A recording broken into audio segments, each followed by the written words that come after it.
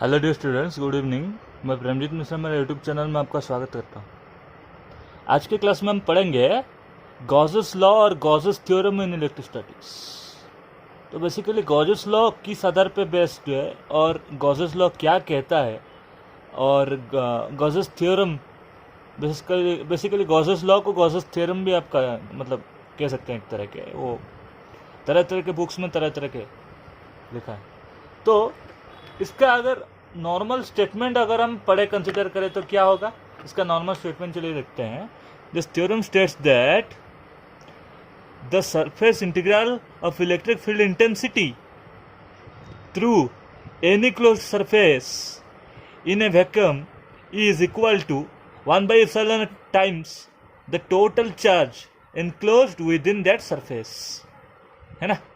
तो क्या कहता है, जो कि ना एक surface integral of electric field intensity through any close surface, ये एक सरफेस पहले क्लोज सरफेस होना चाहिए और वो surface integral of electric field intensity जो है, और वो जो कि ना वो वैक्यूम के कंडीशन में भी होना चाहिए। वो क्या होगा, वो surface integral of electric field intensity जो है वो होना चाहिए 1/epsilon times the charge, the total charge enclosed within that surface. तो देखिए ये क्या है, mathematically phi e, that is electric flux, equal to the surface integral, the closed integration over the closed surface S, है ना, electric field intensity E dot ds, है ना। ये इसका वैल्यू क्या है, 1/epsilon times the total charge enclosed within that surface. इसको कुछ लोग ऐसे भी बुक्स में लिखा जाता है 1/epsilon टाइम्स क्यू इन या क्यू ई एन ऐसे भी, तो मतलब total Q I N Q in, तो टोटल इन चार्ज एनक्लोज्ड ऐसे करके सरफेस में भी लिखा जाता है। अच्छा, इधर में क्या है, where epsilon naught is the permittivity of the free space, उसका वैल्यू क्या है 8.854 into 10⁻12 coulomb square per newton metre square. ये आपको पता है पहले से। अच्छा, अभी ds वेक्टर क्या है, it is the area vector, है ना। अच्छा, the surface chosen to calculate the surface integral is called Gaussian surface. ये जो सरफेस जिसमें हम क्या करेंगे, जो electric field intensity along a close surface find out करेंगे, जो कि ना 1/epsilon टाइम्स टोटल चार्ज के बराबर होगा, वो जो सरफेस में हम फाइंड आउट करेंगे वो क्लोज सरफेस को कहते हैं Gaussian surface.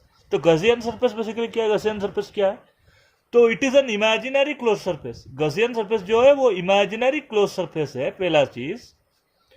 Enclosing a charge, एक चार्ज को परिवेष्टित, है ना। तो ये क्या होना चाहिए, the electric flux such that the electric flux is perpendicular to each point on the surface and the potential और electric potential at every point should be equal, है ना। इसका कहना यह है, गॉसियन सरफेस ये है, ये एक इमेजिनरी क्लोज्ड सरफेस है। जैसे देखिए मैं दूसरा पेन पे करता हूं, कोई नहीं, ये एक इमेजिनरी क्लोज्ड सरफेस है ना, एक इमेजिनरी क्लोज्ड सरफेस है। ये नॉर्मल एक सर्कल या स्फीयर है, मतलब एक इमेजिनरी क्लोज्ड सरफेस ही मानते हैं। क्लोज सरफेस है जिसमें कि ना एक चार्ज Q और प्लस Q चार्ज जो है वो प्रेजेंट है ना, प्लस Q चार्ज जो प्रेजेंट है, और इसमें ना जो हर एक पॉइंट में इलेक्ट्रिक फ्लक्स मतलब क्या है, इलेक्ट्रिक फ्लक्स का प्रॉपर डेफिनेशन मैंने पिछले क्लास में क्या बताया था, जो इलेक्ट्रिक फील्ड लाइन जो पास हो रहा है ना, ये जैसे इलेक्ट्रिक फील्ड लाइन से पास हो रहा है, तो this is called electric flux. और देखिए ये जो इलेक्ट्रिक फ्लक्स जो ये परपेंडिकुलर है, ये कोई भी ये मान लो ये पॉइंट में हम फाइंड आउट किया, इसका इलेक्ट्रिक फ्लक्स ये होगा, ये सब परपेंडिकुलर है ना, ये सब परपेंडिकुलर है। ऐसे करके बहुत इलेक्ट्रिक फ्लक्स बहुत सारा निकाला जा सकता है, इन्फिनिटी टाइम्स निकाला जा सकता है, कोई दिक्कत नहीं है इसमें।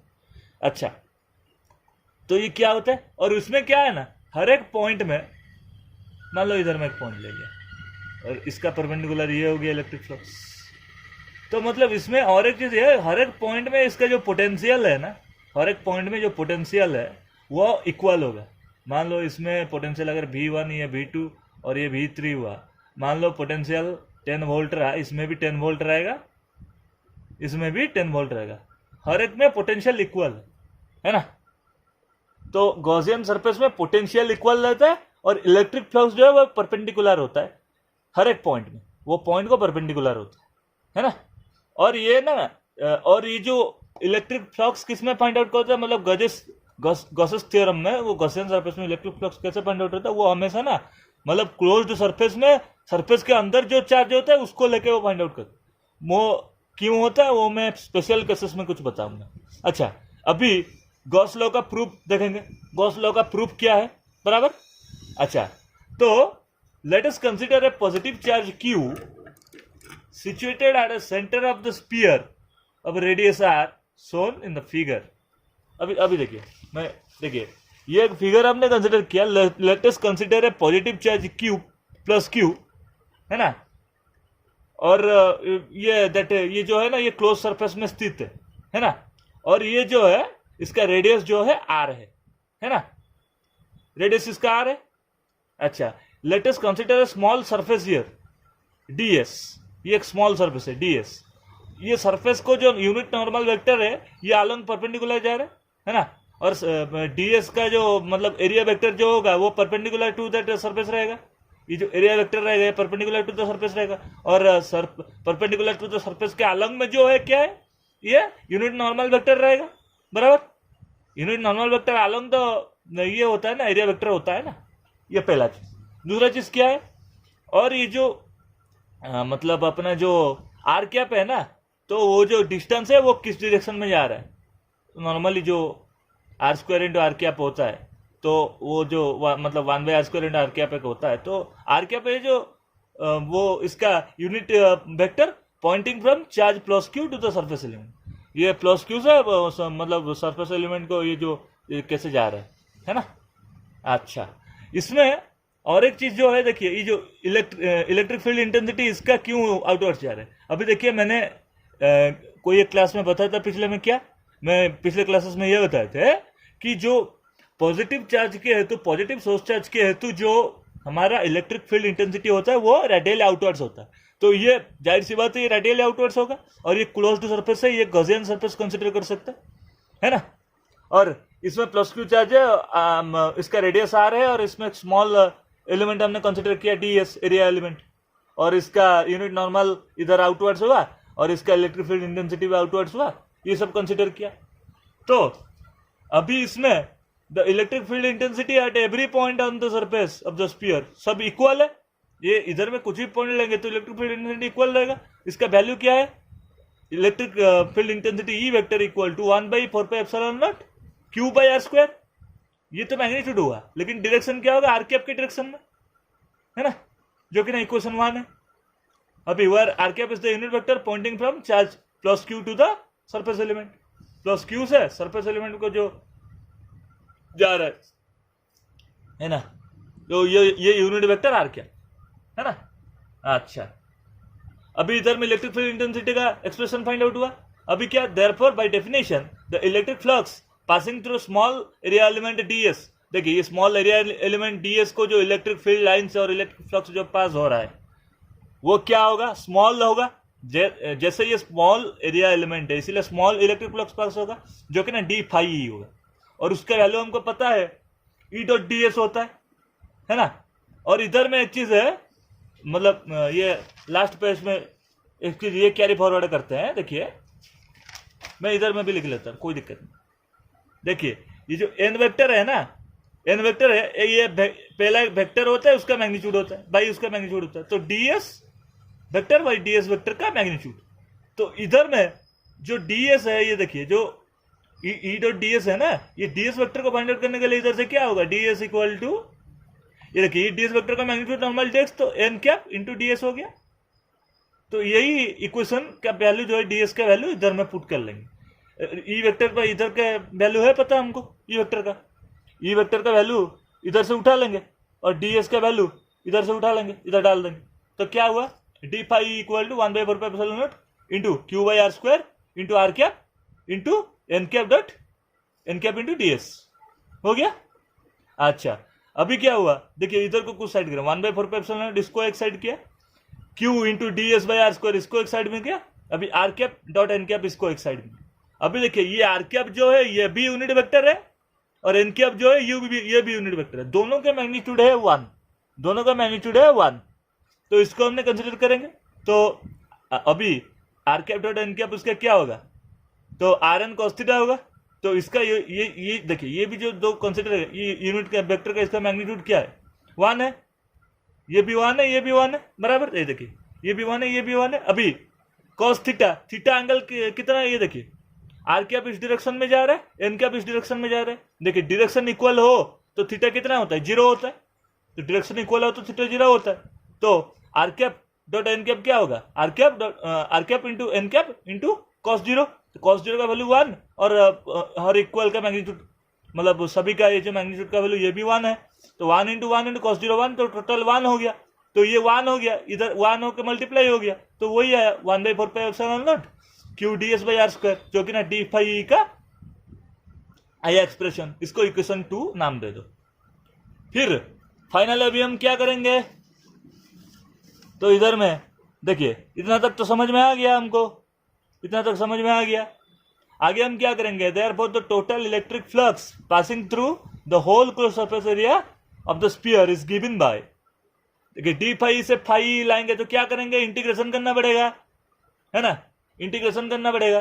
तो इसको देखिए ऊपर में एक लिख देता हूं, integration over the close surface S 1/4 pi epsilon naught, है ना, Q D S by R square. इतना तक हो गया, ये इसको याद रखिए, इतना तक हो गया ना। ये वही ई डॉट डी एस का वो क्लोज इंटीग्रेशन लिया, दूसरा कुछ नहीं लिया। तो क्या है, ये देखिए, इसको जो है 1/4 पाई एप्सिलॉन नॉट, ये भी कांस्टेंट है, क्यू बाई आर स्क्वायर ये कांस्टेंट है, बस डी एस का सरफेस इंटीग्रेशन हमको करना है। इतना कांस्टेंट आउटसाइड ले लिया, बाकी integration of close surface S D S हो गया। तो अभी equal to 1/4 pi epsilon naught into Q by R square, D S का इंटीग्रेशन क्या होता है, एस होता है, बराबर। जैसे डी एक्स का इंटीग्रेशन एक्स होता है, plus C, F plus C का छोड़ दीजिए, वो बड़ी बात नहीं। तो अभी डी एस का इंटीग्रेशन एस हो गया इधर। अच्छा, एस मतलब क्या है, S where S is equal to the surface area of the sphere. Surface area of the sphere के वैल्यू क्या होता है, 4 पाई आर स्क्वायर।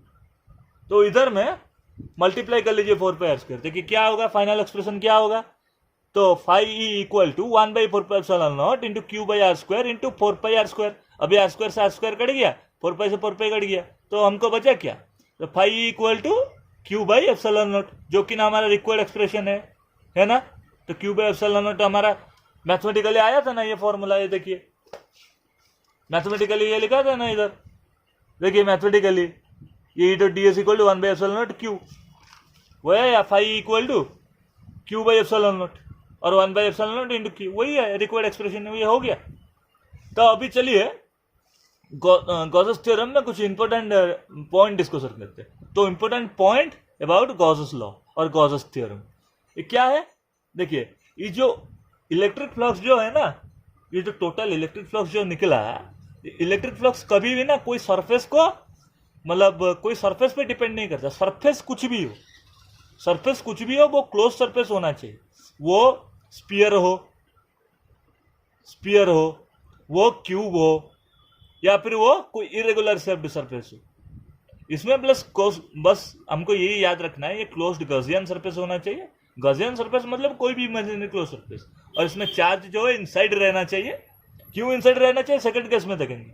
और ये जो है सरफेस कुछ भी हो सकता है, तो टोटल इलेक्ट्रिक फ्लक्स इसमें डिपेंड नहीं करेगा। सरफेस कुछ भी हो, टोटल इलेक्ट्रिक फ्लक्स निकलेगा तब जब इसका चार्ज जो है एनक्लोज्ड है विद इन द सरफेस।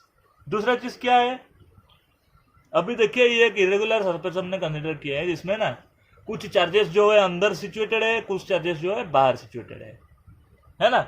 तो टोटल इलेक्ट्रिक फ्लक्स इसका कैसे फाइंड आउट करेंगे, टोटल इलेक्ट्रिक फ्लक्स इसका जो है सरफेस के अंदर जो चार्जेस है, मतलब एनक्लोज्ड सरफेस जो चार्जेस है, तो उसको हम ऐड करेंगे। बाकी बाहर के चार्जेस को हम कंसिडर नहीं करेंगे, सरफेस के आउटसाइड में जो चार्जेस है उसको हम कंसिडर नहीं करेंगे। तो इनसाइड चार्जेस का वो क्या होगा, तो चार्जेस का समेशन हो जाएगा इनसाइड का, तो वो हो गया total charge by epsilon not. हम करते हैं ये होता है ना भाई, equal total charge by epsilon not, तो ये टोटल चार्ज हमने ऐड कर दिया। चार्जेस एडिटिव बाई नेचर हमको पता है, तो सबको ऐड कर दिया। तो Q1 minus Q2 plus Q3 minus Q4 इसमें हो गया, Q1 minus Q2 plus Q3 minus Q4, ये टोटल चार्ज हो गया divided by epsilon naught. Epsilon naught आता है 8.85 × 10⁻12 coulomb square by newton metre square होता है। तो इसका वैल्यू फाइंड आउट हो जाएगा।